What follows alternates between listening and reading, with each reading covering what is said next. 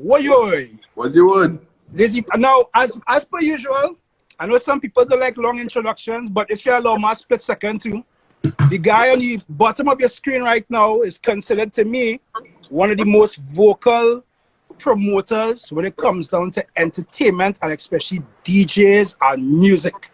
And as I always like to give people a story, I've known this brother since he and I went to the University of the West Indies, St. Augustine, living in the Student Activity Center, watching him play cards and get drunk late in the night, and then go and do work and then study after, and then come back and Lime and still play cards, get drunk, and do it all over again the following day, right?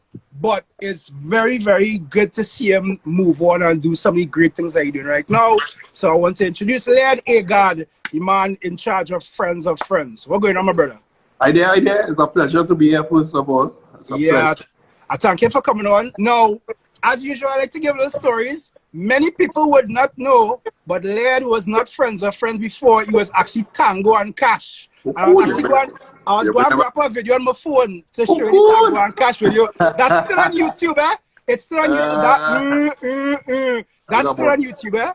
Wow, that's about 13 years ago, you know. And it's so funny that I still have that song in my Serato. So that just goes to show how much I is your boy. Because to this year, 13 years later, I still have the email that you sent me in my old inbox saying, yo, Shomari, there's my track, ting, ting, ting. And I remember playing your song twice in party. I said, Shomari is the only man ever played you. So you see?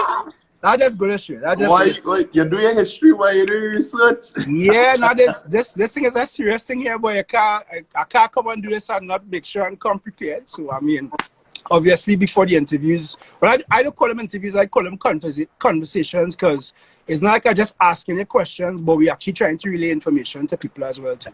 You know? You did the research. Yeah. So first of all, as I've been asking everybody, how has the COVID-19 situation been treating you personally in particular?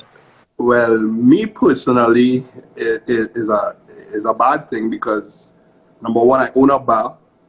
Oh. So we have been shut down for 6 weeks. Right. Well, I call it 6 weeks because we had a fire probably about 2 months ago. So we were down for a month. Wow. Now we're in the third week. And we actually closed for the Christmas for renovation. So it's a bit of a tough time, but as I always say, a lot if you have it bad, a million people have it worse. So we just had a fight on. We had a fight on. Yeah, I mean, and I can only imagine that I don't think anybody, including you at this point in time, would have anticipated that this situation would have been as bad as it has been for business in particular. Well, this is something that you pay insurance for fire, you anticipate slow months for the year, but this is something like I always tell people, this is like straight out of a movie. Like this is something you just can't prepare for. But we just had to hold firm as a nation and try to hold faith. That's all we could do. Yeah, and hope we could bounce back.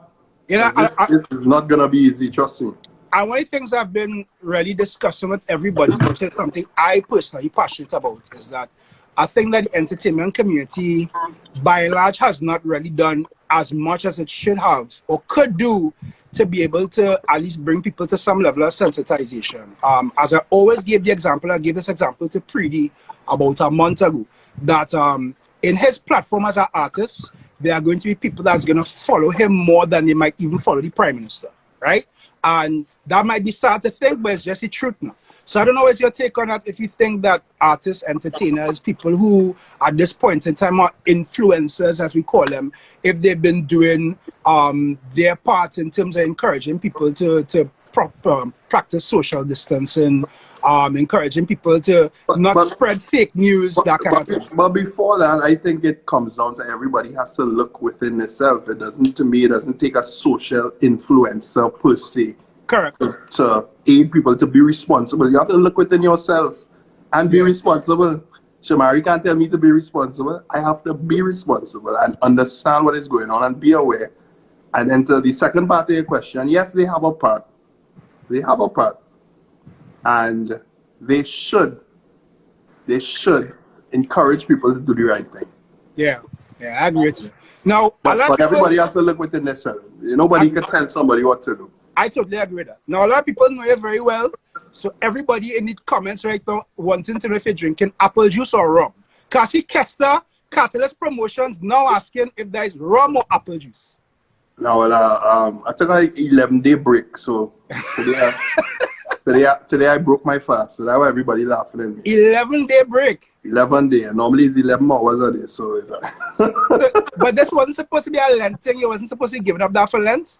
No, no, I don't give up alcohol for Lent. I don't give up anything for Lent. I treat every day as if it's the last. I do the right things in life, and that's the way I live. Enjoy it, do the right things, and you'll be fine. Yeah, and I can say that's how you probably live since as long as I know you. I am the same person from SSC 13 years ago. Same person. Correct, exactly. And I will attest to that. I will definitely attest to that. Now, just for everybody who in the comments, if you have any questions that you want to bring up during the conversation, you all could do that, because again, we're going to have a promoter talk. We call this the Dear Promoter edition, because obviously there are a lot of misconceptions about promoters and a lot of misconceptions about events organizers that especially young DJs, you want them to kind of understand. Before we get into that, as I mentioned in the beginning, Laird was Tango and Cash before, which was the rapper, right? So one could argue that you've always been an outspoken person. Do you see your history into like trying to be involved in the music side or the music career aspect? Do you think that is something that impacted you wanting to get into event organization? I like to use the word event organization instead of being just a promoter, okay? Not just a promoter. But you understand? Well, funny enough, I never knew I would have ventured into this path per se. It's nothing to do with Tango and Cash. I never wanted to throw a party. What happened is in 2012, I remember I went to 51. And this bouncer by the door was giving me and my partner a static, or like, can't come in, I'm something about a polo jersey. So I was like, I watched my partners like, yo, he for real, right? Like, yeah. And meanwhile, my other partners up in the club, and there's like about 15 of them, 15 people in the club and a whole. I was like, oh, let's go. And I say, you know what? I can't throw a party, forget that. So this was 2012. Like the first party had 10 people, we bust bad. Wow. Relics. Tried man again, 2013. It went from 10 to 50. Bust again. Come back. Late 2013 went up to 70. 2014 rented the Late Rolls boat. I think it's the Island. What is Island? It wasn't the Island Royalty. It was the Is the Island Royalty? Is the Island Royalty? No, not the Island Royalty. It was Island something, but it right. It was one of those small boats. One of those small boats, right? So it was 100 people. We went up to 90. After that, through another party, we went up to 150. In 2015, it went to the Treasure Queen. It went from 150 to 300. Right. Then 2016. So it was just an ascension in terms of the number. So it was, to answer your question, it wasn't something that I thought I would do. But when I started to do it, I fell in love with it. Yeah. I genuinely love to throw the parties. I ask anybody about me, I'm always the life for the party. So it was something very natural to me. Yeah, I saw, now I just see my brethren, Kester Lashley, as I say in the chat, like Catalyst Promotions. Big up Kester every time. Kester and I obviously would have done Red, White and Water a couple of years ago, which had real success in uni. And when we graduated, obviously we have moved on to other things. What do you think is the key to maintaining that bravery to doing events, especially when you're busting over a period of time? Because as I said, the first event to do, you get 10 people. The next event to do, you get 50 people. All this time, money, as we like to say in Trinidad, money jumping out. So all these promoters, all these DJs and people who in entertainment watching it and saying, boy, let them fellas still trying.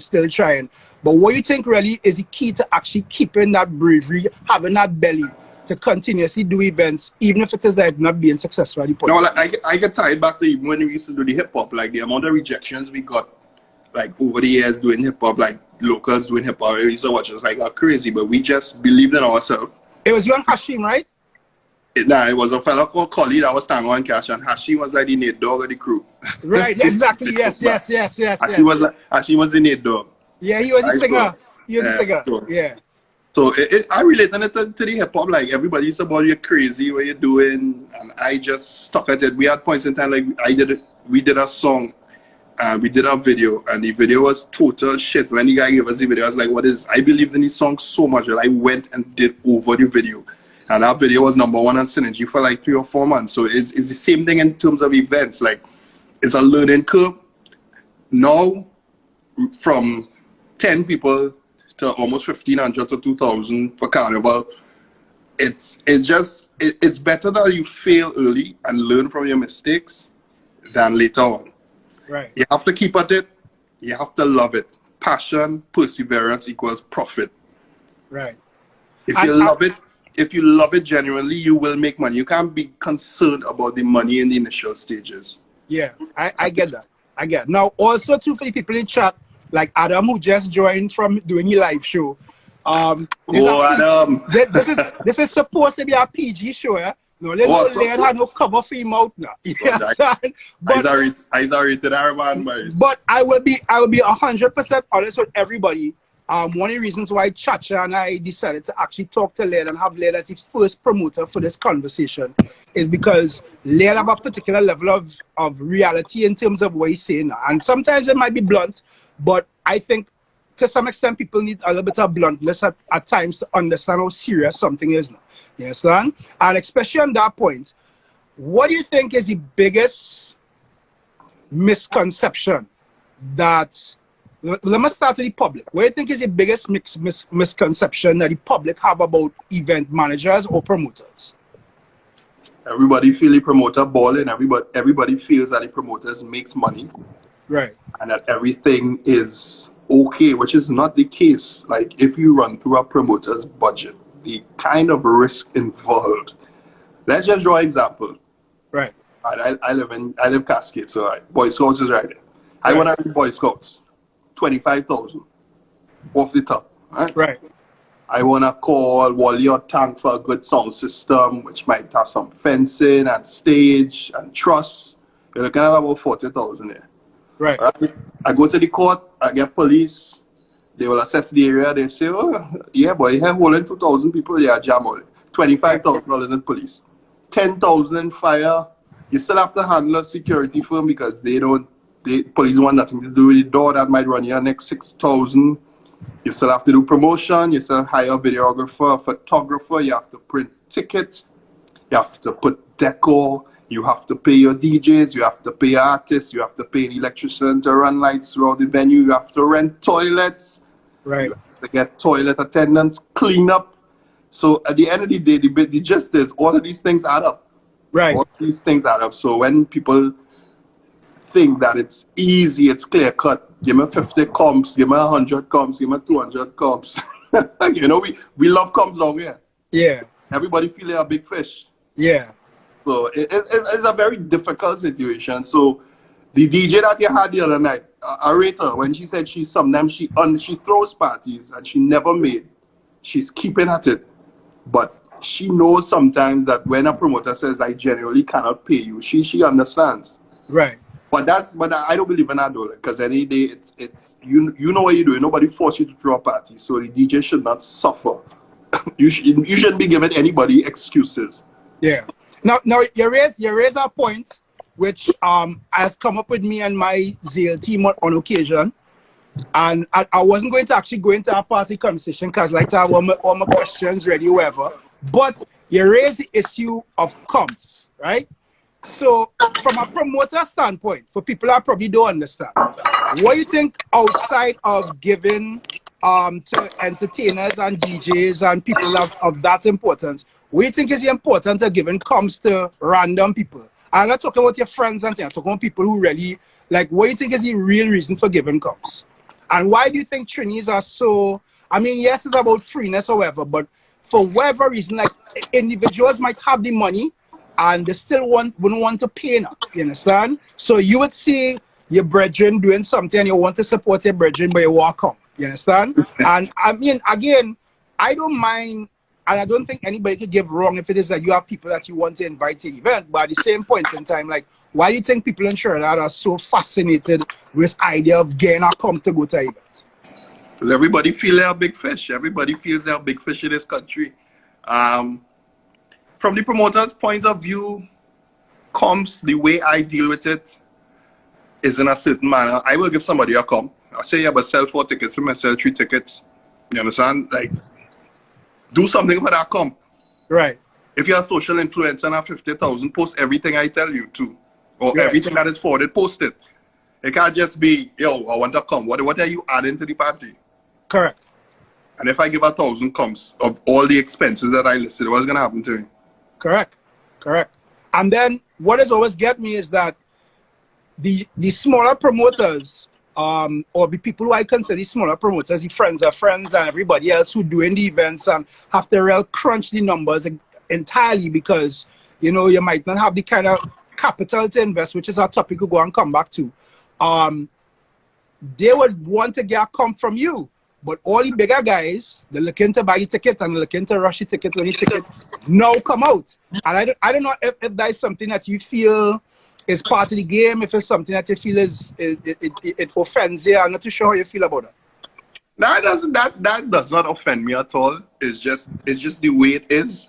I just laugh sometimes at myself that you'll be, yo, when it comes, like people demanding comes and then they go into Bacchanal Road and they're begging to buy tickets. So, so they're trying to stifle the mid-range promoter, the medium-sized promoters, but the big dogs, they buy the ticket. Yeah. But at the end of the day, that's the way it is. I don't make those small things as you. Yeah, I understand. Definitely, that's not getting it for me. Yeah, go somewhere else. As we're talking about the big promoter and the small promoter, if I correct that, going back to my experience again with Red, White, and Water with Catalyst, I remember that at that point in time when we used to do that event, we used to get sponsorship from NECC and a bunch of different companies that always wanted to come on board. It's just been my experience in the last couple of years that the money and the resources that come from companies are not as prevalent as it used to be before, right? Now, I don't know what is your experience of that, but I know there are a lot of people who want to get into doing events and they want to either figure out how to go and jump out the money or who to go and target for sponsorship. So in your experience, what does the sponsor market look like in Trinidad in terms of doing events? And I could say then, what do you think is a key element in being able to win a sponsor or win sponsorship for events? If you're a young promoter. I am going to say this bluntly because I speak the truth. This sponsor thing is who knows you. That's what it comes down to. You could send all the letters. I have sent 1 million letters from 2012 to 2016. And the same people I was sending letters to know a friend of a friend. Exactly. Friend of a friend. And I was inside. Right. It's just the reality. I'm not going to bullshit on. Is the truth? Who do you know? Who knows you? That's what it comes down to. Yeah. You could send all the letters, they will end up straight on a pile and nobody will study you. But do you find, like, especially having your university experience, however, has that assisted you at all in what you're doing right now? In no way. So it's just been experience. It's no experience across the board. And I hate the bullshit and yeah, it helped me, you know. It's just this thing has just been failing. You have to fail to succeed. This thing has been failing many times because every time I look back, I just laugh to myself that the mistakes I made, the wrong decisions I made in terms of this whole party thing, like, it's crazy. Like, I just reviewed our budget today. I have all this time in my hands with one party we did in 2015, I think it was. Right. And the amount of money that was put out, I could get the same lightsmen, trusted men, sister men, they could do that whole job for half. Right. So you have to do your homework, you have to do your homework. You have to apply yourself, you have to keep pushing. Right. And now with this COVID-19, in terms of sponsorship, this is going to be a whole, wow. Well, that is definitely one thing I want to get to just now, because that's actually a very important discussion that I want to have. Once again, I'm reminding everybody who in the comment section, if you all have any questions that you all want to send, you could do that because we're trying to leverage on Laird for his experience, especially when it comes down to DJing, which is an aspect that we're going to get to shortly. Generally speaking, every event organizer has a broad-based plan what they want to do and the actuality. Does it always come down to the budget or where is it that you actually prioritize in certain things? So some people, as you probably would know, would prioritize in making sure the event set up real nice, but have real low DJs. I'm just being real, right? Some people will say we have to have real drinks, we have to have this, we have to have that, we have the other. So where does the decision-making process go into making that happen? My priorities lies in the system and the DJs. Right. With all those two things properly executed, you have no party. Yeah. Makes no sense to have 50 best DJs: Kerry, Ryan, Rigo, Shomari, Titus, and nobody in them because the system is shit. Yeah. But with those two things, your party could go on. So in my experience, I aim for DJs and system. Those are the first things. Was there any event, if you're willing to share that you did, that you were not pleased with it, but the entertainment saved it? Like you weren't pleased with the door, you weren't pleased with the drinks, how the drinks was going, whatever, you was frustrated with whoever parted, but on stage, whoever was performing DJ-wise was so effective that it totally overshadowed the problems that you was having that people probably didn't know. Was there any event like that you did that you felt that way?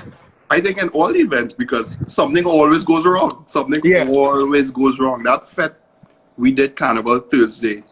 We did it in Paragon, which is like in the Westmoreland Circle. Yeah, because that had moved off of the Harbour Master, right? Yeah, that moved. Right. It got too big for the Harbour Master. We didn't have Harbour Master. 2 Carnivals got too big, so we moved the land. Right. The amount of problems went on that day, my brother.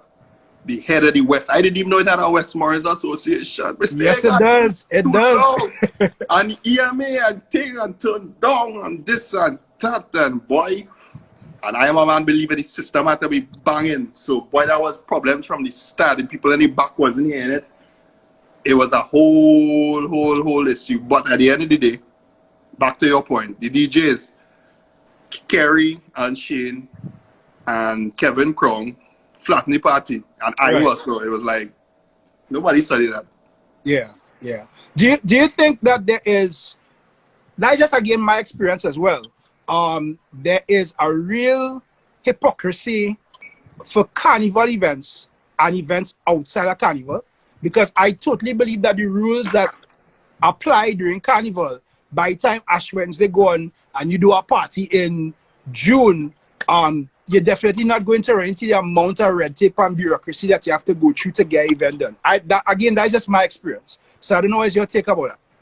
Red tape in terms of what you're talking what fire services? All right, so look at a good example. You just said that there was somebody who's the head of the Westmoreland Association, which you probably didn't know about before. And I can tell you there have been multiple times when we've done events and we will do an event in September and get very little problems, or the problems that we've already taken that into consideration.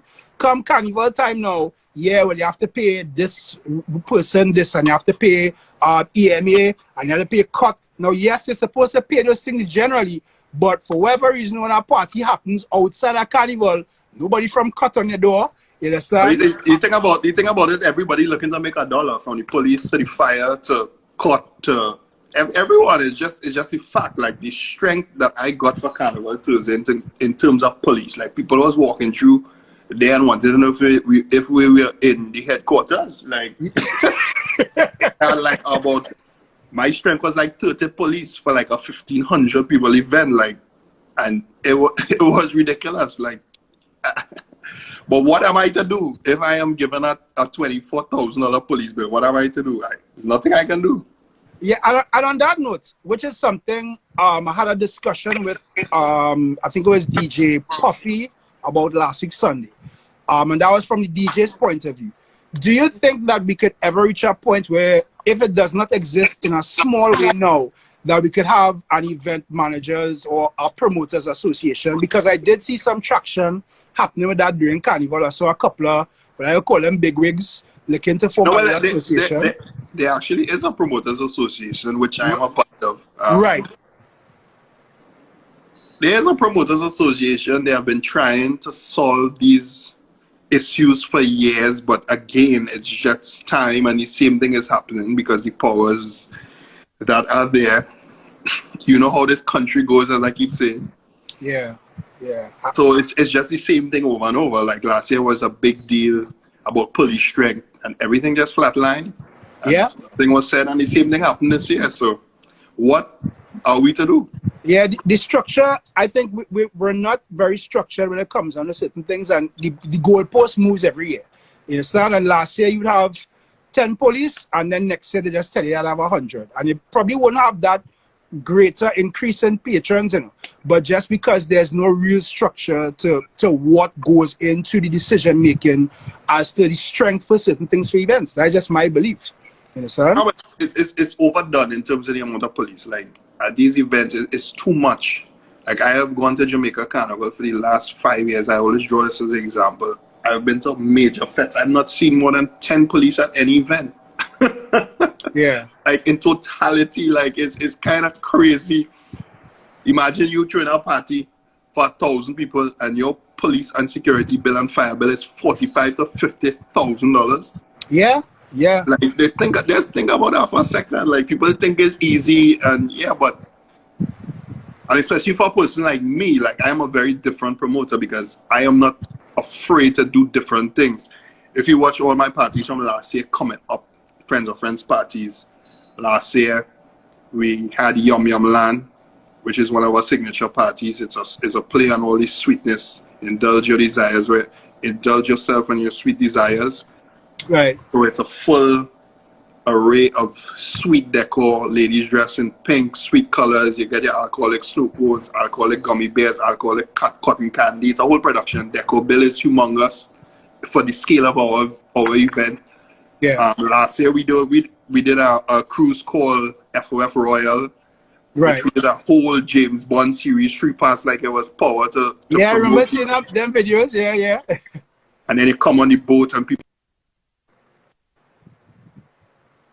4 bottles of punchy punch, 12 bottles of white oak, spinning to win when you come on. The boat had a roulette wheel in the middle in terms of decor. It was like a full production, 10 promo girls. So we don't really do things normal. That's one of the things that I've learned over the years. Everybody's throwing a party. How do you separate yourself from the rest? This carnival, the theme was Gilligan's Island. We did an animation video that went viral.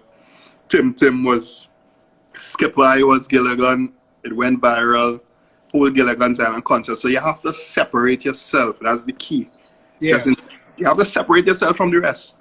So for you, let me take example, Friends that was held on Carnival Tuesday. We take that event for example.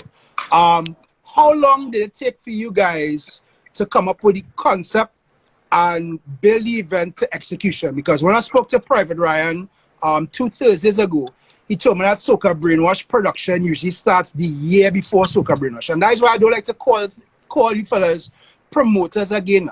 Because again, as Kessler is in the chat, and Kessler would tell you that one of the things we used to focus on the Red, White, and Water is making it a production. So we have a water fete, but yeah, it's not just about being a water fete, but we want to make it different because everybody can do a water party, but we want to have something different. So how long does it take for you now to do a Friends of Friends production for an event that coming up, like as I said, Carnival Tuesday when they did that? But the thing about the Friends of Friends is a very unique thing. We have a group, and there's a lot of shit talk that's been going on. Right. And through this shit talk, my partner Rai used to call me Gilligan because I would go on 4 or 5 cruises on the Harbour Master from Saturday to Sunday. You could do that? Yeah, I used to do it. At a point in time, I went to 3 cruises. So who used to call me Gilligan? You don't have shares on the Harbour Master by now. That's what people say. So the thing about it was we were just talking in the group, and I was like, I'm feeling to do this thing on land this year. I think we reach where we reach with the boat. And he made a comment about Gilligan, something about Gilligan. I was like, wait, what? Gilligan? He said, best you call it Gilligan's Island. Now, somebody else will just let that pass. But I am somebody that's creative. I am not afraid to push the envelope in any way. Right. Can you remember when I did that? We did the FOF Royal Cruise, everybody bought all of that for a boat ride. But why not? Why not? Why do it basic? So he said the Gilligan. My next partner, Sam, was on the committee, jumped up and said, that is it. I could see the promo video because we look at everything in terms of promotion. Promotion is a big thing for us. We don't as I call it the campaign, it's a campaign. Right. So we just started talking, and I just said that day, I said, that's the team, that's it there, no? It's Gilligan's Island, and we went ahead. Right. Because I'm now seeing Lindian asking in the chat, how can you scale down that expense, or can you? And I did see somebody respond and say, well, it's very difficult to do that. So are you able then to scale down an event when you come with a concept? Is that something that you could do? Or is it like you're so sold on this Gilligan's idea that you have to have certain things in place? No, if you're doing something, you have to go all the way. Especially you cannot half-ass with a concept. It's right. You have to go all the way. In terms of parties now, it's all about the experience. Yeah. I always draw 2 parties as examples of parties that I go. And I always have a grand time. It's an experience from the time you reach the door, which is Brainwash. I'm not saying that because Ryan is my boy. It's just a fact. It's a fact. Brainwash is like one of the greatest parties you will ever go to. And Sunrise, the Jamaican party, PP's party. That party in Jamaica, and I'm talking about down here because I've never been, but it's an experience from the time you enter. And what we are trying to do as friends of friends, whether we throw a party in a living room or a boat, it's going to be an experience. We're not just going to do a regular party. Those days are done. Yeah. And even with the Yum Yum Land that we were coming with here, we had a theme within a theme. Yeah. And I big up Quincy, big up Mick, big up Sam, big up Titus, and big up this person, especially on the team, Hashim, Nate Dog. Nate Dog, yes. Hashim is a man that's come up with these concepts and maneuver them and guide me even when I have a mad idea. Yum Yum Land was Hashim's idea. And when I was like, yo, I want to do this 007 James Bond, boy, you're crazy. And he was, as long as I know Hashim, because I think he still lives in Trinity, he was always a real creative fella too. Nah, Hashim, in terms of concepts and detail, Hashim is the man. He's really guided a lot of things that I had in terms of roughing my brain and just took it to the next level. Yeah. So that is 2 points we want to raise to everybody. That it really is about sticking with your concept and having something totally different from the norm, because everybody doing parties right now. Shomari, everybody doing a regular party. Set up a stage spot, just with lights, and everybody trying to sell, my party have vibes. Everybody have vibes. When you get drunk, every party have vibes. Yeah. How do you separate yourself from the rest? Yeah, and that's why I say that for me, and I keep referring back to that because that was my experience when we did Red, White, and Water. To this day, people still approaching me, asking me how come I never do a Red, White, and Water again. And this is nearly 10 years later. And that because we understood the importance of production in an event now. Also, to go back to Lindian's question, the police issue really is an issue that we as event organizers have no control over. So I'm quite certain that you could go into and try to get permission, and you'll say having 100 people. But if it is that they assign 2,000 police there, you have to take the bill. That's correct, right? Say that again, sorry. Say that again. So Lindian was saying if it is that anything can be done to bring down the police bill. But what I was saying is that, to my knowledge again, there's no control. The promoter doesn't have any control over that. Well, unless you have a police brethren now willing to give you a blind. But that is... So you go by a spirit retailer, he sends you the documents to the court. You go into the station, which I did for Carnival, St. James Police Station. You do an interview, expected amount of people. And they call you and tell you the strength and the money, and there's nothing that could be done, especially for Carnival after that. Especially. So it's that you are at the mercy of police and fire. Yeah. I know I was saying Washington asking if you all ever went to the Commissioner of Police about that issue. Yes, the Promoters Association went. But you know how it goes. Yeah. They're currently fighting the issue. Yeah. Yeah, I understand it. And is it true there's a structure that needs to be formed? There's an ongoing issue that we'll get into at some point. The police for Carnival Tuesday could have a party by themselves inside. Yeah. Police. Yeah. So I actually seeing Ken Sambry, big up the Empire family, saying there's a Trinidad Promoters Association who are trying to cause change. They said they had a stakeholder meeting with the commissioner, etc. But again, there's no result that has come out of that as yet. Big up Ken every time. So going back to a question that DJ Camo asked earlier on in the chat, which is the primary reason why I know a lot of people here, especially from the DJs, the younger DJs in the chat. To Laird, friends of friends, what for you goes into selecting DJs for your events? What goes into selecting DJs? It has a lot to do with what I have seen or heard. Like a lot of DJs reach out to me to play. But on that point, I don't want to cut you across. On that point, if you was an average, do you have an average idea of how many DJs would reach out to you to play in a friends event? A lot before, but it's a stop now. A lot of people are afraid to play. They're afraid to play? Yeah, because I'm that vocal and like, I really take it serious. All right, you know what? I was going to save that part of the conversation later on, but I really want to get to that now because that is the most important part of the conversation. Now, back in Yum Yum Land, if it is that you all didn't know, Laird and the team released an Instagram ad saying that there were certain songs that was going to be banned. I see Nako send Papa Bottle like 6 times in the chat. And the reason why this is a very important conversation, I'll tell you why. In the months after that, when I went to St. Vincent for Carnival, I remember being in a party and somebody come and say, yo, we considering doing something like this. And they bring up the screenshot of all the songs that they say not supposed to be played in our friends events. You understand? And it was a long, detailed list. I just had it on my just now. A long, detailed list. So what was the genesis for you guys coming up with the idea that we're going to have a banned list of songs not to play? The thing about it was never supposed to be like that. This musical mission that I have for parties has been going on a while. It was never about putting out an ad for a party to create a sense of advertising or marketing scheme. You sure about that? I'm positive. Because here what's on the list, sir. Just to give people an idea. Here what's on the list. And these are hits, sir. Here what's on the list. Byron Lee Conga Line, Marshall Montano, Papa Bottle. With everybody when our friends party now in the chat, don't know Papa Bottle can never play. Right? Cohen Dubois Circles, JW and Blaze Palance, and DJ Adam in the chat. And as I always tell Adam about Palance, but he still played. But that's a different conversation for a different day. Alison Hines Roll, Destra, It's Carnival, them is hits, dog. So what you would say to the person now that be like, Laird, how you could not want them hits to play? No, it's not about that. You see, the problem is that we have been programmed to the point where that we go to parties and these songs play every single time. And we jump up like orangutans and embrace these songs.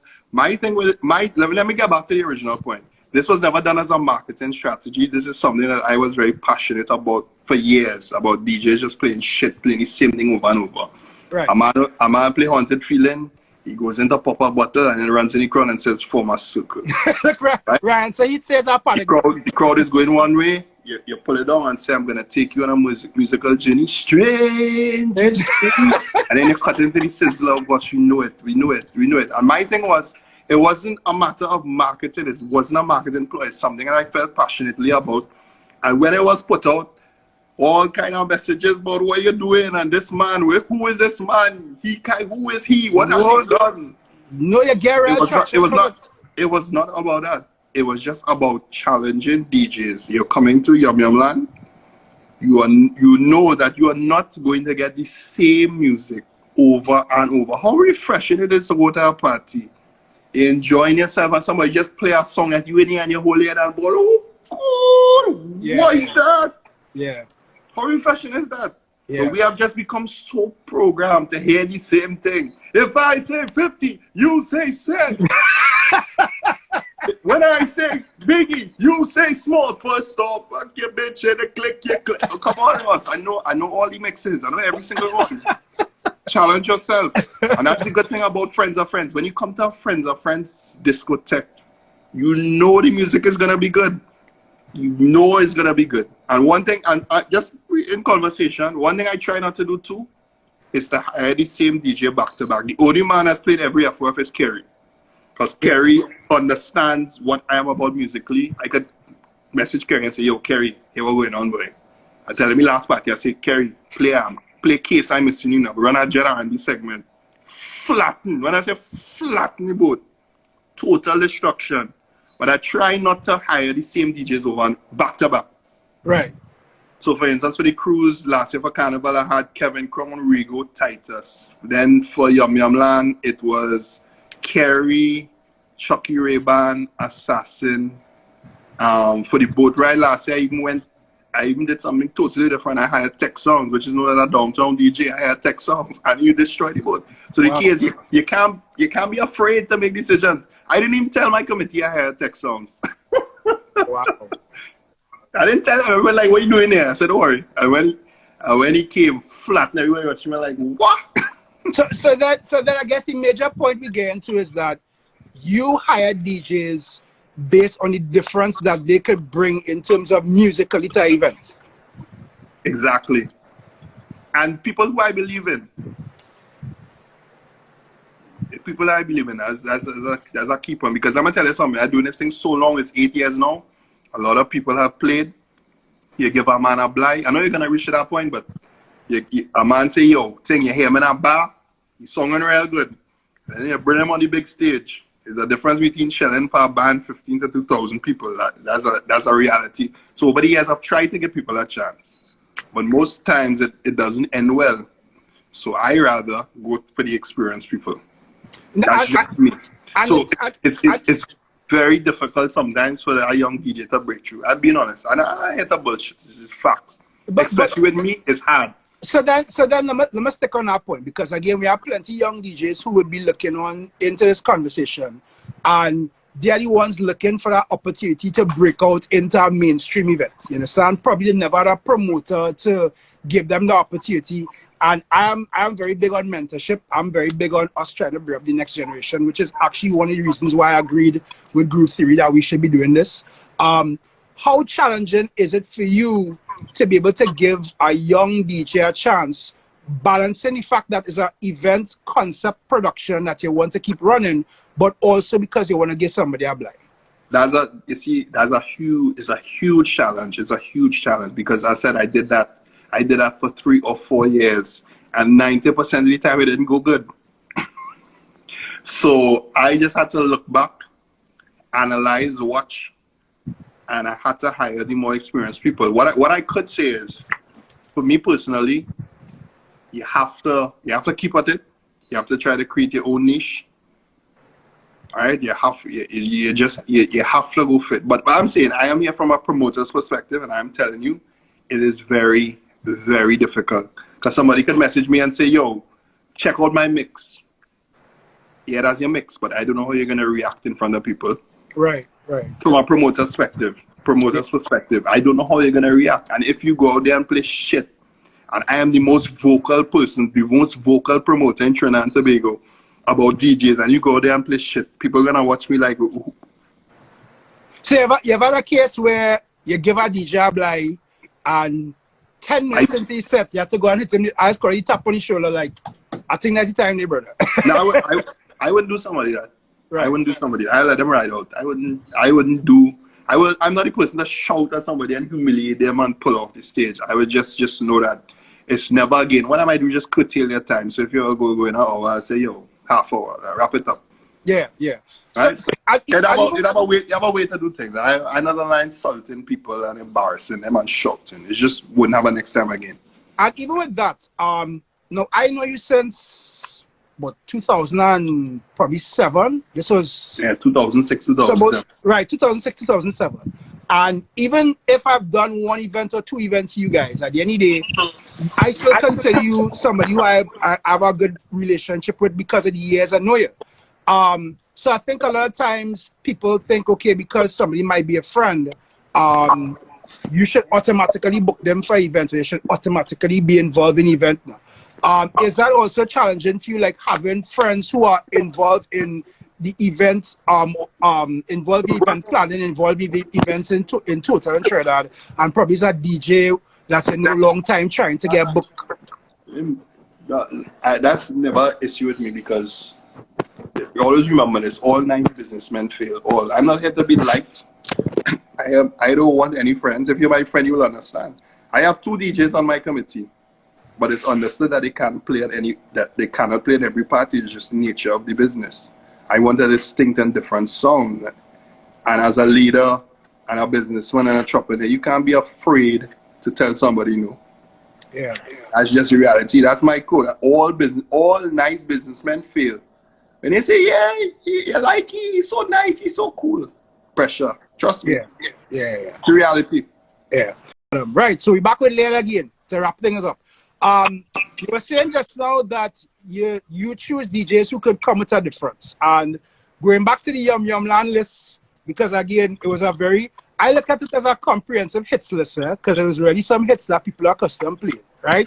Even in that same reggae party you were saying there about the old father, until Shiloh, Princess Gone get leave out, Crazy Jar.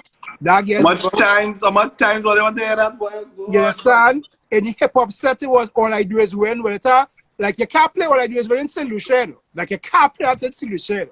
Like you just can't do it. But how much music can have out there? That's only 40 songs. If you are a DJ and that list is a problem, according to Kerry, you're not good. No, I had this conversation with Puffy last week, and what Puffy was saying is that it really depends on where he goes now, because for what he does, especially from a skills point of view, there are some places where he goes as a performance, so you kind of expected that you have a set now. But then he also thinks that there are some places where people just not accustomed to having that change now. Is it a thing that people not accustomed to change, or DJs too scared for change? So this is the point, right? Again back to that now, but this is the point. Even within that list of 40 songs that have been banned, and nobody has ever played them in the last year and a half in FOF, ask anybody who has been to FOF. It's been refreshing. Those 40 songs are not a problem for any good DJ, not to play all you do is win and pop a bottle. Come on.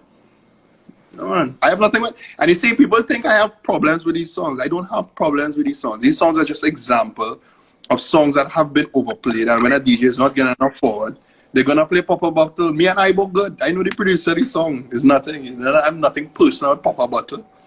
It's just an example of one of the most overplayed songs. When a DJ doesn't get a forward, he runs into his routine. And for me, as a patron before promoter, I just get fed up. Yeah.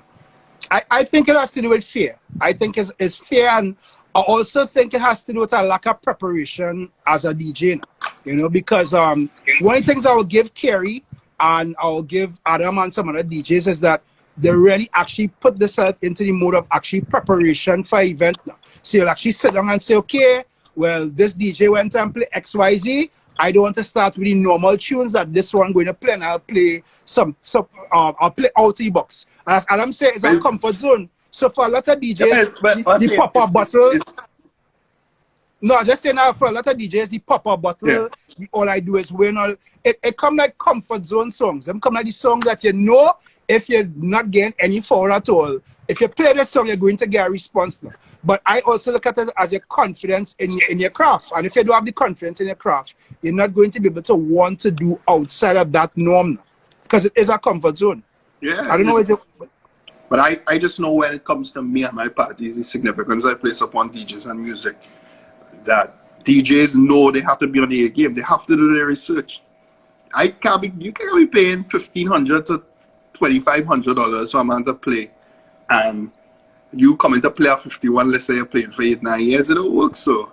It doesn't work so enough forever. I'm just trying, me personally, trying to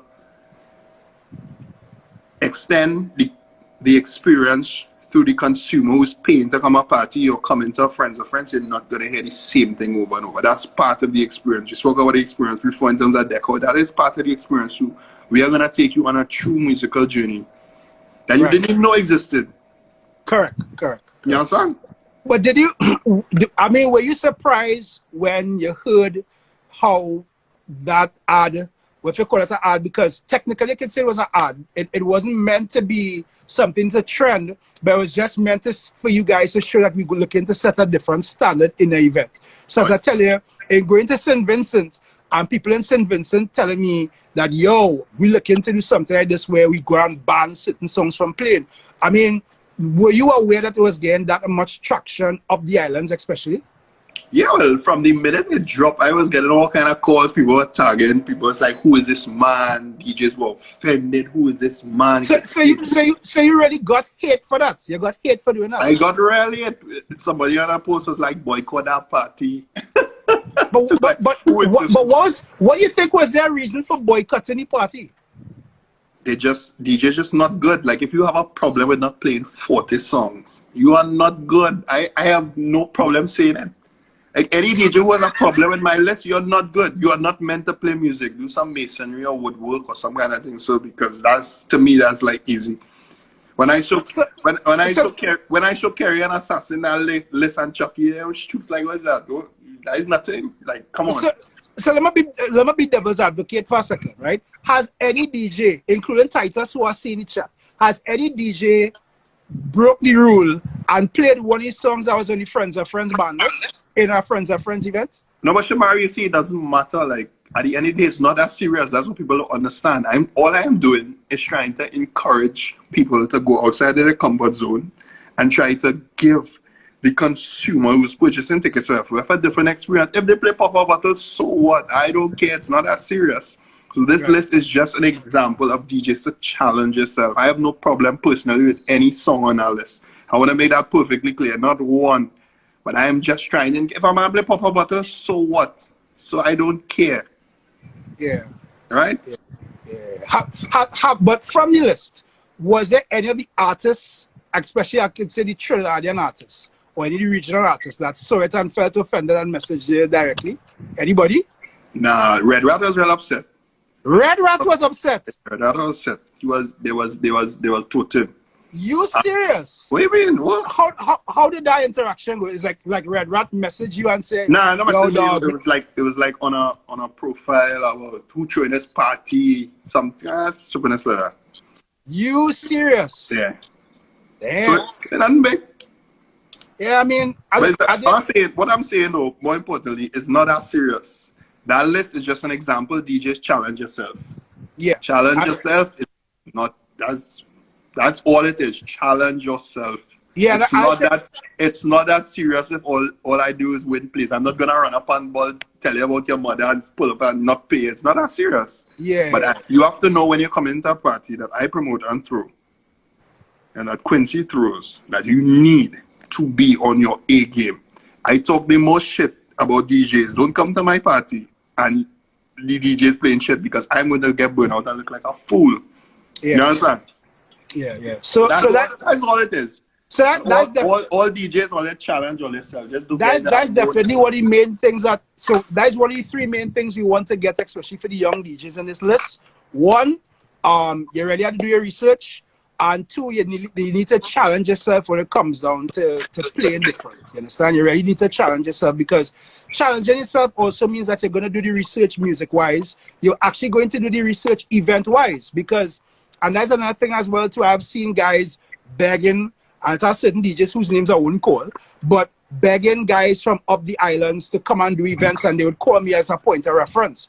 And they would not do the research into these events and into the type of events. So I've seen one or two of them they've gotten booked for events outside, and they just couldn't perform because they would have gone into the event with this thought process like, yo, I am so and so and I come in here to do so and so, without doing the research that would make them stand out and be unique to the event now.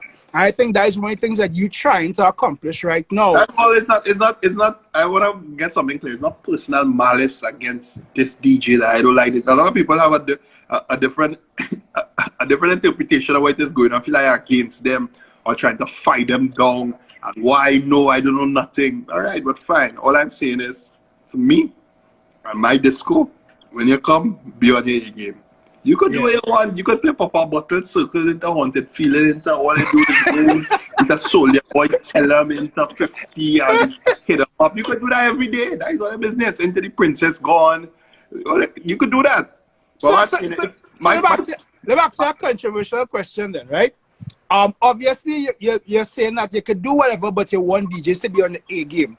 But not as a promoter, but as somebody attending events, is there any DJ set at all that even now, even if you're in your best mood, you just don't want to hear it at all? Yes, many sets. And you see the thing about it, I know it's amazing. I know plenty. I've been parties and I just pre-tip to the next song, and it's just the same thing with 1 hour. But what I'm saying is, It is what it is. I just trying to improve the industry. I just trying to improve the experience, and I am trying to improve the industry as a whole. If people don't see it that way, well, I just do the same thing over and over. But what I'm saying, if you're doing something, it come like what's going on now. If you can come out here with a different level of knowledge, you're home every day and just want to sleep, and you can come out here with no different knowledge, don't read a book, don't take a course, so something wrong with you. Stick to the same level all the time. I just trying to improve. Correct, and I think that patron experience. So I think that is one of the major things of importance right now, especially since all of us home and on quarantine. That really and truly to utilize this time right now to become better at your craft, wherever your craft might be, whether it's a DJ, a painter, or whatever. There's the time to put in the work and the research, because a lot of people would see the end result, like they would see the end result of a friend's event, but they wouldn't see the nights when you sit down in discussions with your team and actually conceptualize where you have to spend money and invest money in certain things. So they'll only see the end game, but they'll never see the road that gets to the end game. And that is why I think now, especially that everybody is home, is important to put in our work now at this point in time, so that your end game is going to be better from the get-go. Because we have no idea when this situation may quell, but even when it does, you want to make sure that you come out 10 times a better person from this than you were before, you know? And getting back to the young DJs, like everybody had to pay the dues out here, you know. Everybody had to pay the dues. I know when you was DJing all hours, all time, and people don't know the struggle. Like people just feel like they're just coming here and throw a party, and they're gonna be the next coach or the next Caesar's Army. It just does not work like that. You have to pay your dues in this game. You have to pay your dues in life.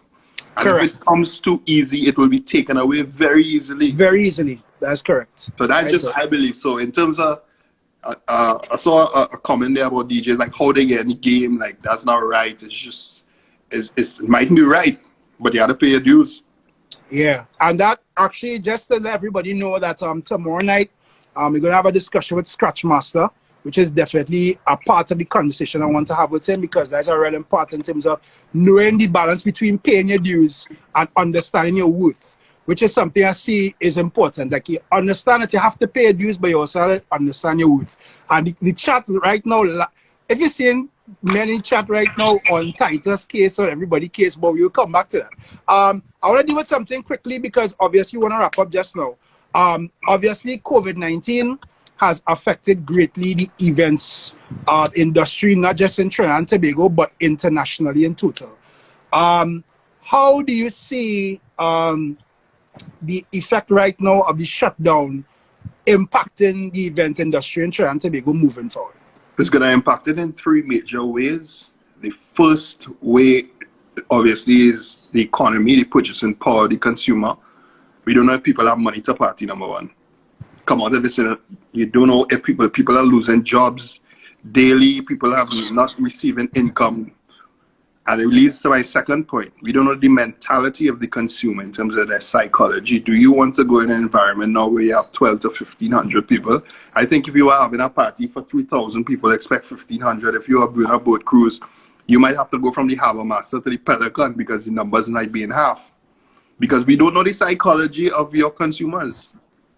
People who, like, I stay at home, I don't want to be around it. I don't know if that's still in the air. And then the number three, we touched on it earlier in terms of the sponsorship.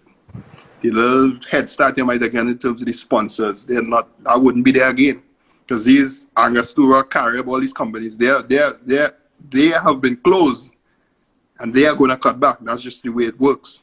Yeah. So those are the three major challenges moving forward: the psychology and the purchasing power of the consumer. I don't know how people will react about this. You know, as you're saying about the psychology, like I generally following what's happening internationally, and the infectious disease head in the US, Dr. Fauci, was letting the media know that he believes that even after we get past COVID-19, he doesn't see how life could go back to how it was pre-COVID-19.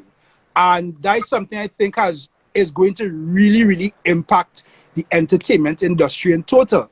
Are you then thinking that you're forecasting in a sense where people might not necessarily want to jump out to a fete right after? Let me say April 30th, that is the end of this. They say, okay, all these places reopen. do you think that people might be in a mindset to want to do something at that point in time, or is it going to be an evolving situation? I think it's going to be an evolving situation. As much as we might think that people are just going to come out the gates, it's not going to happen.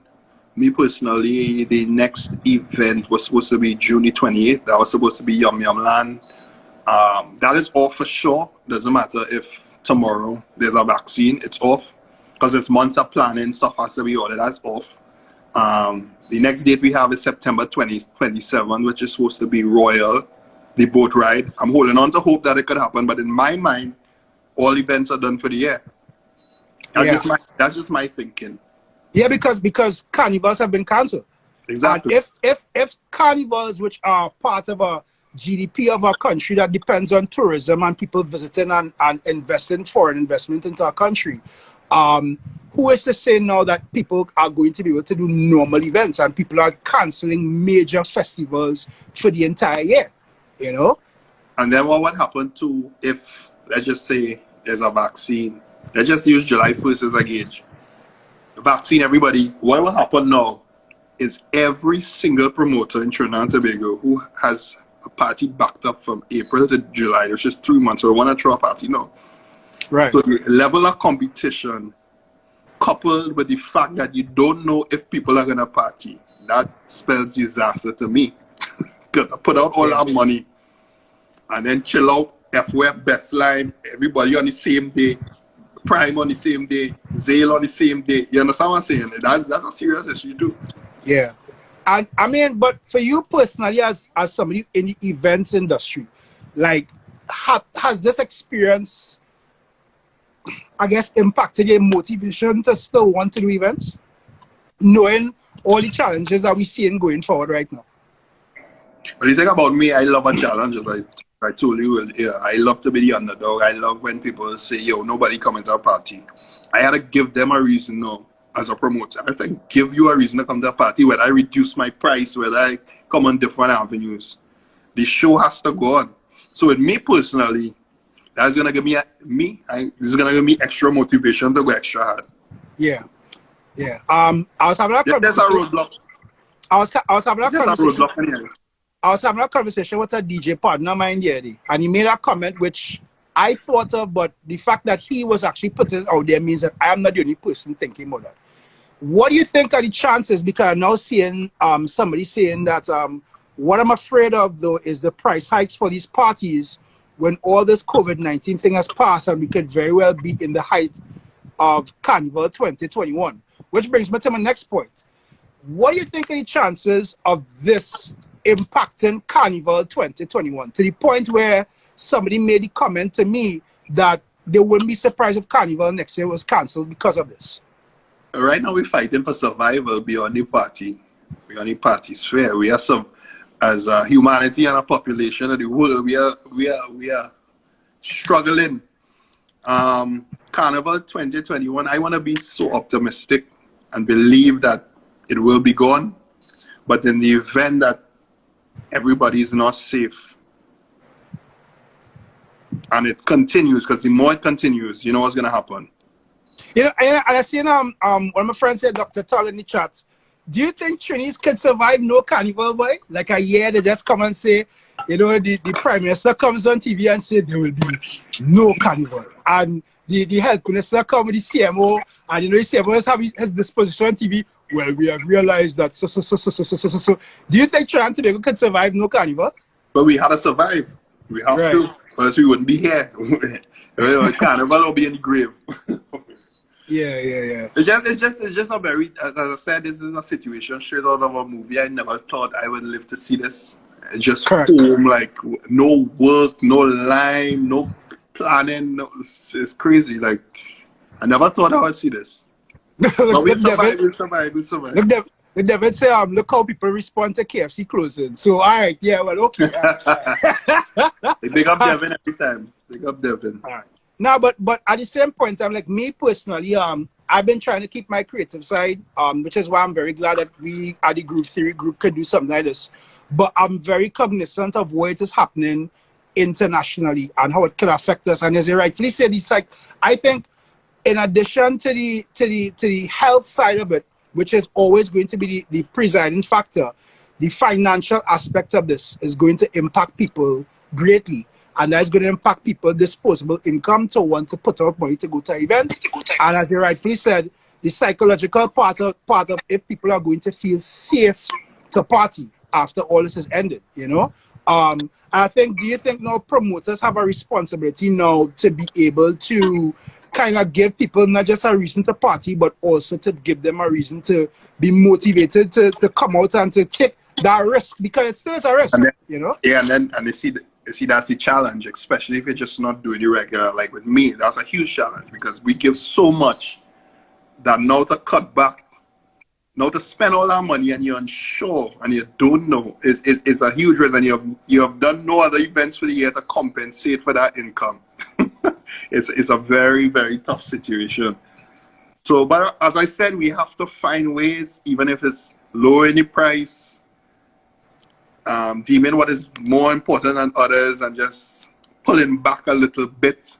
So if it was FOF Royal on the Harbour Master, it might be Golden Eye, and you just lessen the experience in terms of the giveaways on the little decor. There are things you could do. You just have to find a way and be creative. So yeah, and well, do you think then that will also impact, going back to the DJ conversation, do you think that's going to impact your ability now to book other DJs that you might have been watching, or people that might have been asking for a blind in future? Yeah, well, your events have been lessened now. So we had 3 events in the year, you have 1. Right. Especially now our boat ride is 3 DJs. So whereas you might have had 12 to 15, 15 DJs, 2 LAN parties a boat ride, now it's been reduced to 3. And then now the question has to be asked in terms of DJs calling prices now as a promoter. Can I give a man a 2,500? I'm not sure what's gonna happen. Yeah, like I totally uncertain. Yeah. Critical question is a vicious cycle. It's a vicious cycle. Straight all the way down. Yeah. I now seeing Devin saying about taking a proper risk assessment. I mean, I don't know if that's something that you also consider in your planning going forward right now. Are you looking like at the risk assessment, you're looking at your strengths, your weaknesses, that kind of stuff? Does that go into now your direction going forward? You can do all the risk assessment you want, but on the day, I remember when we had Yum Yum Land in 2018, there was a hurricane. Correct. The worst rain in Trinidad for the year. I wanted to cry because they had 5 people in the party. The man who owned Anchorage watching me, but this party still going on, and I just catch up apps and I go, let going on. The show will continue. Every time I blink, 500-600 people in the party. Yeah. I still lost money, but the point is it could be worse. I could have planned all I want. You can't plan for a hurricane. Yeah. Just like you can't plan for it just going on now. Yeah, I get that. I totally get that. You ready? This is a situation none of us could have planned for. I don't think any of us could have planned. We could have had an idea that something like this was going to happen, but on a global scale that it has impacted life in total. I don't think any of us could have perceived that. I am a different person too. I go with my vibe because I just go into another point. I remember 2016. I told my committee. I used to go beach house every year. I was like, boy. I said I'm not going beach house. You know. Let me do a party carnival Tuesday. Everybody watching you, but I say who wanna do it in the WhatsApp group? 14 thumbs down. I thought just got to get real support, you know. What support? 14 thumbs down in a group of 16. So I watch it. Anyway, I say, all right. I say, well, here this now. This party happening with or without all this, so make up all their mind what they're doing. I say, well, they can go beach out, but friends are friends happening. Right. And it's a classic example. You have to go with your gut. That is one of our most successful parties for the year. That is our most successful party for the year. If I had take on even my own committee, that would have never happened. Yeah. So you understand? Yeah, you had to go with you. You had to know what you're about, and you had to just go on your vibe, and that's why I go on. So on sticking on that same point, how much I would say Mick said 16. You were the only one. Yeah. So, how much weight do you think then would the weight of your committee, and in terms of you having that gut instinct, like where do you draw the line between balancing of the 14 thumbs down? You really look at everybody and say, all right, well, yeah, all right, let me not do this. As opposed to the 1 thumbs up that you say, come up, that you were like, yeah, this is something I'm going to go with? They always think I'm crazy though, cause like I just like even with the Royal Cruise, Quincy, who is instrumental in the committee, was like, Quincy, I want to do a Royal Cruise, casino style, giveaway games, thing. He bought your man, let me just do a regular cruise now. Boy. I was like, boy, I done with the regular now. I can't do no regular. Let me do a DDI. I say, I don't want to do DDI. He said, boy, calm down. I say, all right, we go do the DDI. I started to put the Royal in motion already. And again, that's one of our most successful parties outside of Carnival. Yum Yum Land, there was a posted, nah, the sweet thing. That's nah, man, ain't go want that. Yum Yum Land, successful. So I'm saying you gotta go in your gut. In business, on a whole, you gotta go what you feel. Yeah. I don't know. I get that. And I'm so passionate about this, like, if I really feel something, I'm nobody could tell me no, I go in for it. That is important. I'm not afraid to do what people are afraid to do. I'm not afraid to fail. Because I always say, if you're afraid to fail, you're going to die like a dog in the long run. Yeah, and I mean, everybody, especially everybody when you chat now, all the business people, all the event organizers, the announcers, the DJs, all of us fail at some point in time. We all fail at some point in time. We all fall down or fall short of what we wanted to do. And look, Dr. Tal said that is a part of real entrepreneurship. Like, so we don't even look at it like that. Like, I still think a lot of people look at what we do as a hustle now. And we don't treat it with a particular level of professionalism as a business. And I saw Hans in the conversation was talking about the price that DJs charge. And I want to ask you a question, so if we come back and finish up on that. Is there a limit that you think that you're willing to pay a DJ to come and play in an event, or is it for you the value that person brings? You could ask any DJ about me. Any DJ. I pay every DJ before they reach any venue. From the time they reach, they get their money in hand. I don't ask, I say, what is your price? They give me their price and I pay them. I've never asked for a discount. I never say by pressure, ever ask anybody, straight down. And the gist of it is, you ask for your money, you are providing a service, you have to deliver at an extraordinary level, especially in the way I am vocal about DJs. So I understand DJing is a very, very difficult task. It's not for everybody. You all have bills to pay. You all have to invest in your craft constantly. I get it. But at the end of the day, you have to perform. It's just not about coming here and touching a playlist. And I keep repeating it. It's not about that. Strangest feeling I'm feeling. Sizzler. Dun, dun, dun. No, it's not about that. Not about that. I'm going to take you on a musical journey. If you know your friend for more than 10 years, I want you to put two hands in the sky. I'm here with my friend, and then former hexagon, a triangle, a rectangle, something like God. Same thing over and over, man. I got fed up, man. I just vexed, man. Right through, man. They're dealing with me years. All right. I think every daddy, I see a man call a name, we don't call names here, brother. Nah, and I go and read that comment. We bypass that comment. But nonetheless, again, this was a real instrumental conversation because, as I've been telling people, we all see DJs from a particular point of view. And I feel even promoters, we see promoters at a different particular point of view, and we have misconceptions about people. And that's a real good point that you raised, that as a promoter, you charge a particular amount of money because you want to have a production and you want to be able to give people the best event possible. But at the same point in time, as a DJ or as an entertainer, this is your life and this is what you're doing to live. And as Dr. Tal was just saying, this is entrepreneurship. We are entrepreneurs, That's the bottom line, We are entrepreneurs. We could have done like everybody else. Yeah, we could have done like everybody else and do the normal 9 to 5 and be cool with that. But at the same point in time, we took this risk based on the passion that we have for what we're doing. And that's why I'm saying that there will be a conversation I'm going to have with Scratch Master about paying your dues, balancing paying your dues with getting what you're worth. I just believe that there needs to be a balance with that because some DJs already understand what they're worth and some of them still don't want to pay any dues, you know? But and one more point too. In terms of the promoter-DJ relationship, promoters need to treat the music, they need to treat it better. Say that loudly. Say that loudly. I want you to say that loudly, please. Because it has two men in this chat. I want them to hear that. So say that again, please. One more time. Please. Look straight at the camera in your phone. Because I've been having this conversation. Yes, you want to have the best lighting. You want to have the best drinks. You want to have the best bottle this and the best whatever and your concept video whatever. But at the end of the day, friends of friends, I would like you to repeat that same line you said about the DJs, please. Yeah, let's treat the DJs good. Treat them like artists. Treat them nice. Thank you. See, that's why the DJs who play for me have no problem with me, you know. It's only everybody else. Thank you.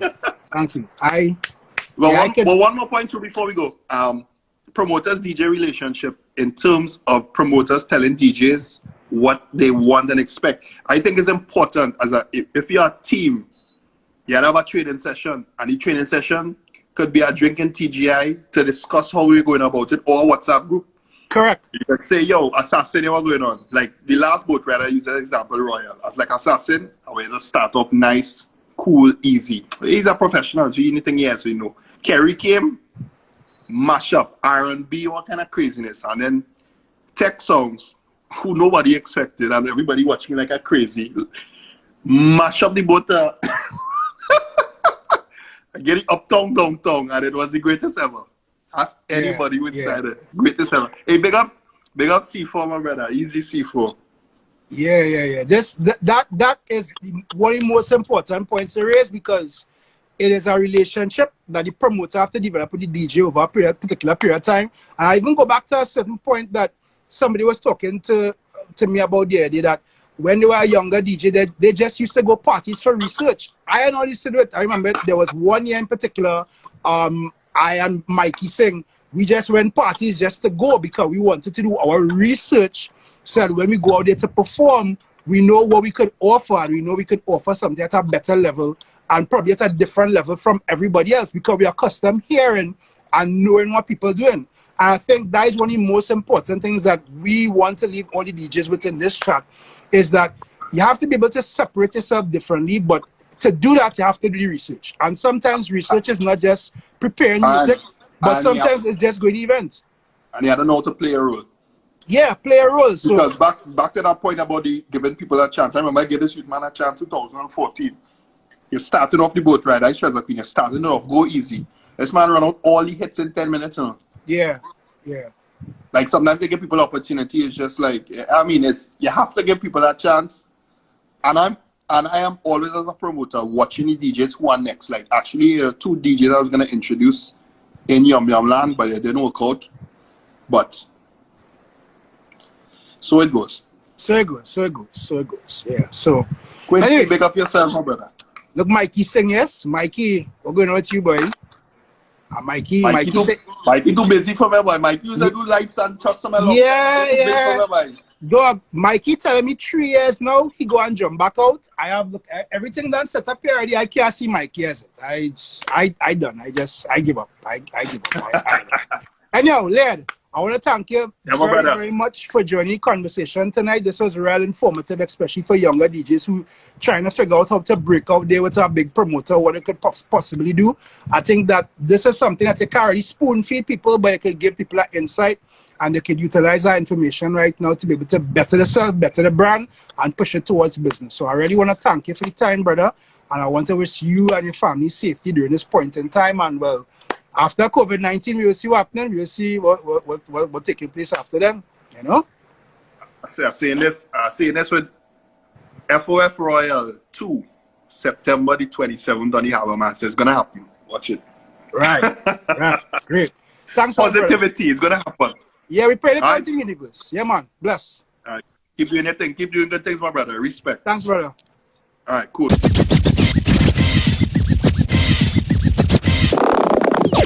it is.